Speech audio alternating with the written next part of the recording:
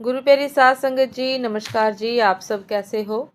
आशा करती हूँ बाबा जी के श्री चरणों में अरदास करती हूँ कि मालिक की कृपा से आप सब बहुत खुश होंगे, मौज बहार में होंगे और अवश्य ही भजन सिमरन में होंगे। साध संगत जी, मैं हाजिर हूँ आज आप सभी से एक बहुत ही खूबसूरत साखी साझा करने के लिए, एक शिक्षा पर साखी। उम्मीद करती हूँ ये साखी आपको बहुत पसंद आएगी और अवश्य ही कुछ न कुछ सीखने को मिलेगा। तो साथ संगत जी, चलिए आइए समय न गवाते हुए शुरू करते हैं। साथ संगत जी, एक गुरुकुल के आचार्य अपने शिष्य की सेवा से बहुत प्रभावित हुए। विद्या पूरी होने के बाद जब शिष्य विदा होने लगा तो गुरु ने उन्हें आशीर्वाद दिया और आशीर्वाद के रूप में एक दर्पण दिया। वह साधारण दर्पण नहीं था। उस दिव्य दर्पण में किसी भी व्यक्ति के मन के भाव को दर्शाने की क्षमता थी। शिष्य गुरु के इस आशीर्वाद से बड़ा प्रसन्न था। उसने सोचा कि चलने से पहले क्यों न दर्पण की परीक्षा कर ली जाए, इस दर्पण की क्षमता की जांच कर ली जाए। परीक्षा लेने की जल्दबाजी में उसने दर्पण का मुंह सबसे पहले गुरुजी के सामने कर दिया। शिष्य को तो सदमा लग गया। दर्पण यह दर्शा रहा था कि गुरुजी के हृदय में मोह, अहंकार, क्रोध आदि दुर्गुण स्पष्ट नजर आ रहे हैं। मेरे आदर्श, मेरे गुरुजी इतने अवगुणों से भरे हैं। यह सोचकर वह बहुत दुखी हुआ। दुखी मन से वह दर्पण लेकर गुरुकुल से रवाना हो गया। लेकिन रास्ते भर मन में एक ही बात चलती रही कि जिन गुरुजी को समस्त दुर्गुणों से रहित एक आदर्श पुरुष समझता था, लेकिन दर्पण ने तो कुछ और ही बता दिया। साध संगत जी, उसके हाथ में दूसरों को परखने का यंत्र आ गया था, इसलिए उसे जो मिलता उसकी परीक्षा ले लेता। उसने अपने कई इष्ट मित्रों तथा अन्य परिचितों के सामने दर्पण रखकर उनकी परीक्षा ली। सबके हृदय में कोई ना कोई दुर्गुण अवश्य दिखाई दिया। जो भी अनुभव रहा सब दुखी करने वाला। वह सोचता रहा कि संसार में सब इतने बुरे क्यों हो गए हैं। सब दोहरी मानसिकता वाले लोग हैं। जो दिखते हैं, जैसे दिखते हैं, दरअसल वे वैसे है ही नहीं। इन्हीं निराशा से भरे विचारों में डूबा दुखी मन से वह किसी तरह घर तक पहुंच गया। उसे अपने माता पिता का ध्यान आया। उसके पिता की तो समाज में बड़ी प्रतिष्ठा है। उसकी माता को तो लोग साक्षात देवतुल्य ही कहते हैं। इनकी परीक्षा की जाए। साथ संगत जी, उसने उस दर्पण से माता पिता की भी परीक्षा कर ली। उनके हृदय में भी कोई ना कोई दुर्गुण देखा। ये भी दुर्गुणों से पूरी तरह मुक्त नहीं है।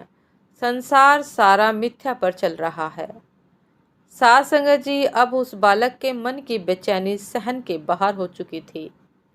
उसने दर्पण उठाया और चल दिया गुरुकुल की ओर। शीघ्रता से पहुंचा और सीधा जाकर अपने गुरुजी के सामने खड़ा हो गया। गुरुजी उसके मन की बेचैनी देखकर सारी बात का अंदाजा लगा चुके थे।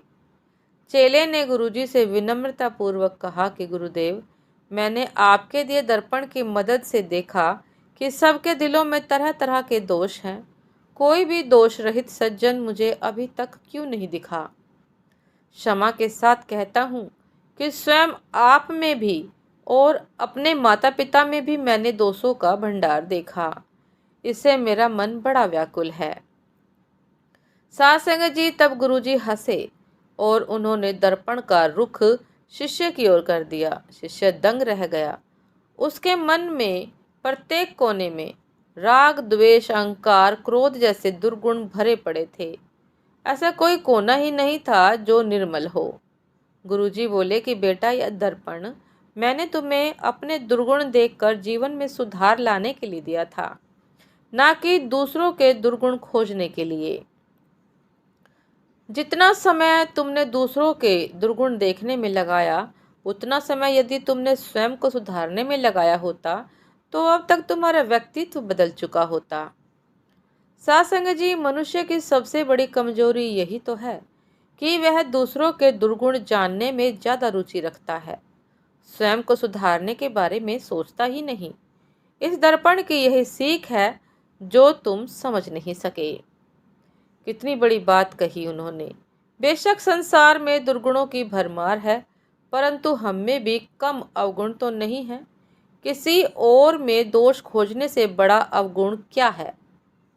यदि हम स्वयं में थोड़ा थोड़ा करके सुधार करने लगे तो हमारा व्यक्तित्व परिवर्तित हो जाएगा, पर हम ऐसा करेंगे नहीं।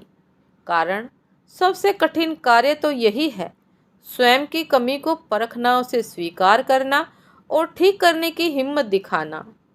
हम अपनी कमियों को ढकने के लिए कैसे कैसे बनावटी सहारे लेते हैं। अपने अंदर आई हर कमी के लिए दूसरों को दोषी मानने लगते हैं। मैंने यह काम इसलिए किया क्योंकि उसने मुझसे ऐसा करा, ऐसा करने के लिए कहा, या मेरे साथ ऐसा व्यवहार किया। मेरे अंदर ये बुराई इसलिए क्योंकि इसी बुराई से मैं दूसरों पर हावी हो रहा हूँ। उसने यह न किया होता तो मैं ऐसा न करता, आदि आदि। आप अपने लिए जिम्मेदार है, किसी और के कारण आप अपने अंदर दुर्गुण क्यों भरते जा रहे हैं। ये दुर्गुण ऐसे हावी होंगे कि आप इनका प्रयोग ऐसे लोगों पर भी करेंगे जो इससे मुक्त थे, फिर उसे भी आपकी तरह बहाने मिलने लगेंगे। साथ संगत जी, ये थी आज की एक बहुत ही खूबसूरत साखी। उम्मीद करती हूँ साथ संगत जी कि साखी आप सभी को बहुत पसंद आई होगी और अवश्य ही कुछ न कुछ सीखने को मिलेगा। तो साथ संगत जी, हमें दूसरों के अवगुण देखने के बजाय अपने भीतर, अपनी अंतरात्मा में झांक कर देखना होगा कि हम भी दुर्गुणों से, दोषों से रहित नहीं हैं।